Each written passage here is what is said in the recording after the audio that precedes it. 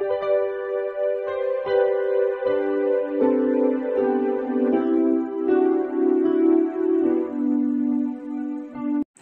Students, প্রথমেই UK educational টিপসের পক্ষ থেকে তোমাদের সকলকে স্বাগত জানাই।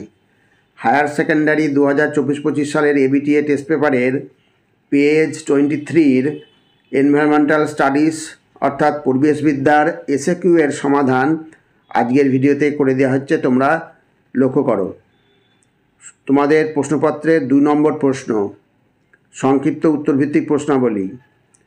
নিম্নলিখিত প্রশ্নগুলির অতি সংক্ষিপ্ত উত্তর দাও, বিকল্প প্রশ্নগুলি লক্ষণীয়। অর্থাৎ এসএকিউ প্রশ্ন, তোমাদের শর্ট অ্যান্সার টাইপ কোশ্চেন। প্রথম প্রশ্ন হচ্ছে, রোডেন্টিসাইড বলতে কি বোঝো? একটি উদাহরণ দাও। যেসব রাসায়নিক পদার্থ ইঁদুর দমনের ক্ষেত্রে ব্যবহার করা হয় তাদের রোডেন্টিসাইড বলে। উদাহরণ হচ্ছে জিঙ্ক ফসফাইড।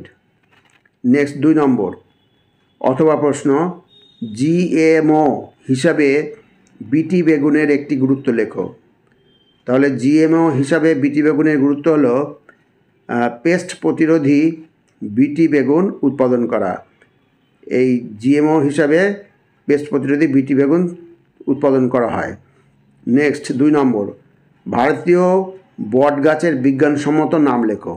ভারতীয় বট গাছের বিজ্ঞানসম্মত নাম হচ্ছে ফিকাস বেঙ্গালেন্সিস।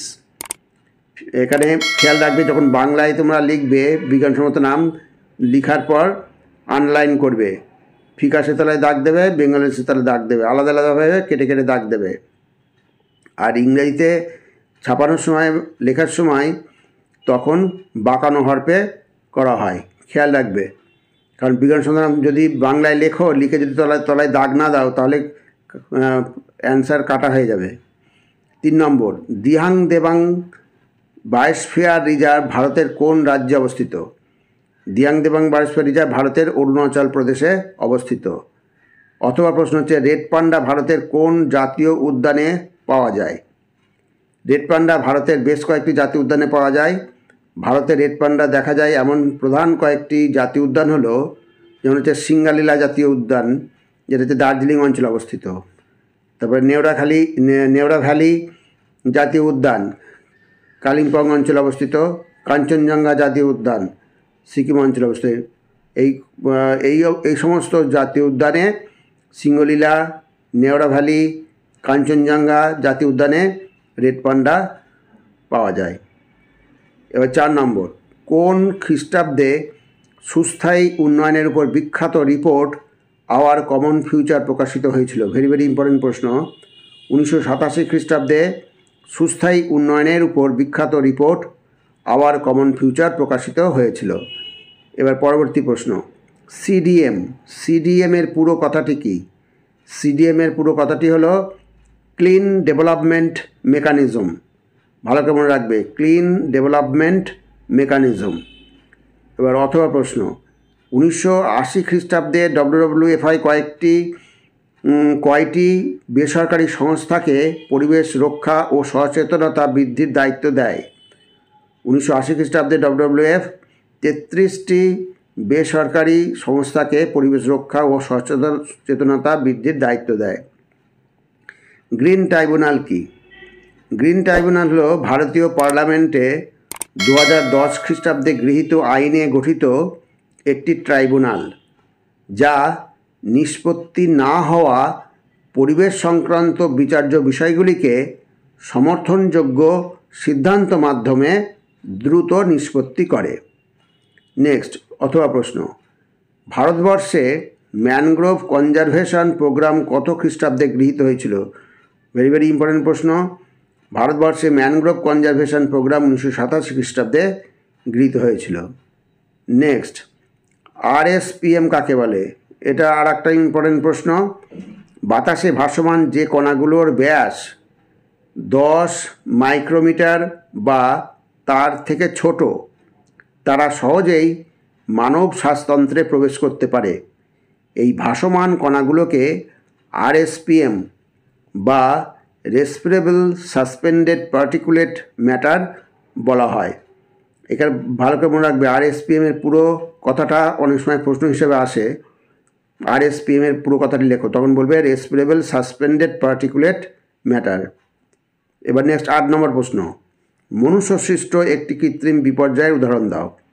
তাহলে মনুষ্যসৃষ্ট একটা কৃত্রিম বিপর্যয়ের উদাহরণ তোমাদের চাওয়া হয়েছে, তাকে এখানে আমি 2-1টা দিয়ে দিয়েছি, যে কোনো একটা তোমরা লিখবে। মনুষ্যসৃষ্ট কৃত্রিম বিপর্যয়ের উদাহরণ হলো সন্ত্রাসবাদী কার্যকলাপ, শিল্প দুর্ঘটনা, পারমাণবিক বোমা বিস্ফোরণ, যেমন ভোপাল গ্যাস দুর্ঘটনা, চেরনোবিল পারমাণবিক বিস্ফোরণ, এইগুলো। এবার নেক্সট, NAEB কি উদ্দেশ্যে স্থাপন করা বা গঠন করা হয়? এখানে প্রথমেই বলি NAEBর ফুল ফর্মটা অতি অবশ্যই তোমরা রেডি করে রাখবে, কারণ বেশিরভাগ NAEBর ফুল ফর্মটাই আসে। NAEBর ফুল ফর্ম হচ্ছে কি, national afforestation and eco development board, অর্থাৎ জাতীয় বনসৃজন ও পরিবেশ উন্নয়ন বোর্ড। এর মূল উদ্দেশ্য হল বনাঞ্চল বৃদ্ধির মাধ্যমে পরিবেশের উন্নতি করা এবং পরিবেশগত ভারসাম্য রক্ষা করা। এবার পরবর্তী প্রশ্ন হচ্ছে 10 নম্বরটা, NCEP এর পুরো নাম লেখো। NCEP এর পুরো নাম হলো national committee for environmental protection. খুব ভালো কেমন রাখবে, national committee for environmental protection. এবার 11 নম্বর, সজীব আগাছানাশক বলতে কী বোঝো? যে সমস্ত বিষাক্ত জৈব পদার্থ বিভিন্ন আগাছা সৃষ্টিকারী অপ্রয়োজনীয় উদ্ভিদকে নষ্ট করে তাদের সজীব আগাছানাশক বলে। এবার অথবা প্রশ্ন হচ্ছে, কীটপতঙ্গ দমনে বায়োলজিক্যাল কন্ট্রোল বা জীবজ নিয়ন্ত্রণ কি? যে বিশেষ প্রাকৃতিক উপায়ে ফসল ধ্বংসকারী রাসায়নিক পদার্থের পরিবর্তে স্বাভাবিক শত্রুকে ব্যবহার করে কিংবা হরমোন এবং নানান ভেষজ জৈব রাসায়নিক প্রয়োগ করে পোকামাকড় বা পেস্ট দমন করা হয় বা দমন করা সম্ভব হয়, তাকে জীবজ নিয়ন্ত্রণ বা বায়োলজিক্যাল কন্ট্রোল বলে। পরবর্তী 12 নম্বর প্রশ্ন, রামসার নীতি কী? জলাভূমি সংরক্ষণ ও তার স্থিতিশীল ব্যবহার করার জন্য যে আন্তর্জাতিক চুক্তি স্বাক্ষর করা হয় তা রামসার কনভেনশন নামে পরিচিত। এবার পরবর্তী হচ্ছে কিস্টোন স্পিসিস। কিস্টোন স্পিসিস বলতে কী বোঝো বা কিস্টোন প্রজাতি? এটা একটা ইম্পর্টেন্ট প্রশ্ন। মূল প্রাকৃতিক বাসস্থান থেকে যে প্রজাতির বিলুপ্তি ঘটলে অন্য প্রজাতির বিলুপ্তির সম্ভাবনাও বেড়ে যায় তাকে কিস্টোন প্রজাতি বলে। উদাহরণ হচ্ছে সুন্দরবনের রয়্যাল বেঙ্গল টাইগার হলো কিস্টোন প্রজাতি। এবার পরবর্তী প্রশ্ন আমরা দেখি 13 নম্বর হচ্ছে, কার্বন ট্যাক্স চালু করার গুরুত্ব লেখো। কার্বন ট্যাক্স চালু করার গুরুত্ব উল্লেখযোগ্যভাবে পরিবেশ অর্থনীতি এবং সামাজিক ক্ষেত্রে প্রতিফলিত হয়। এটি মূলত জীবাশ্ম জ্বালানি থেকে কার্বন নির্গমনের পরিমাণ কমাতে সহায়ক। এটি পরিবেশে গ্রিনহাউস গ্যাস নির্গমন হ্রাস করে পরিবেশ দূষণ কমানোর এবং টেকসই উন্নয়নের লক্ষ্য অর্জনের জন্য কার্যকর একটি নীতি। নেক্সট অথবা প্রশ্ন, চিরাচরিত শক্তি সম্পদের পরিবর্তে অচিরাচরিত শক্তি সম্পদের ব্যবহার তুমি কেন করবে? চিরাচরিত শক্তি সম্পদের পরিবর্তে অচিরাচরিত শক্তি সম্পদের ব্যবহার করার কারণ হলো, প্রথম হচ্ছে অচিরাচরিত শক্তির উৎসগুলির ভাণ্ডার অফুরন্ত এবং ব্যবহারের ফলে নিঃশেষিত হওয়ার আশঙ্কা নেই। আর 2 নম্বর হচ্ছে এগুলির ব্যবহারে কোনোভাবেই পরিবেশ দূষিত হয় না, অর্থাৎ পরিবেশ বান্ধব শক্তি। এবার পরবর্তী হচ্ছে পার্থিব মূলধন কাকে বলে? এটা একটা ইম্পর্টেন্ট প্রশ্ন। পার্থিব মূলধন বলতে সেই সকল পার্থিব সম্পদকে বোঝায় যাদের উৎস হলো জল, মাটি, বায়ু, বনজ সম্পদ, বন্যপ্রাণী, খনিজ সম্পদ ইত্যাদি। মানুষ এগুলি অর্থ বা মূলধনের মতোই ব্যবহার করে। এবার হচ্ছে অথবা প্রশ্ন, কলিফর্ম কি? এটা একটা ভালো প্রশ্ন। কলিফর্ম হলো এক ধরনের ব্যাকটেরিয়া গোষ্ঠী যা বিশেষ করে জলের গুণমান নির্ধারণে একটি গুরুত্বপূর্ণ নির্দেশক হিসাবে ব্যবহৃত হয়। অর্থাৎ কলিফর্ম ব্যাকটেরিয়া জলের দূষণ ও গুণমান পরিমাপের জন্য গুরুত্বপূর্ণ নির্দেশক। এবার নেক্সট হচ্ছে জীবাশ্ম জ্বালানির যুগ বলতে কী বোঝো? জীবাশ্ম জ্বালানির যুগ বলতে এমন একটি সময়কালকে বোঝায় যখন মানব সভ্যতা মূলত জীবাশ্ম জ্বালানি যেমন কয়লা, তেল ও প্রাকৃতিক গ্যাসের উপর নির্ভরশীল হয়ে শক্তি উৎপাদন ও অর্থনৈতিক উন্নয়ন করেছে।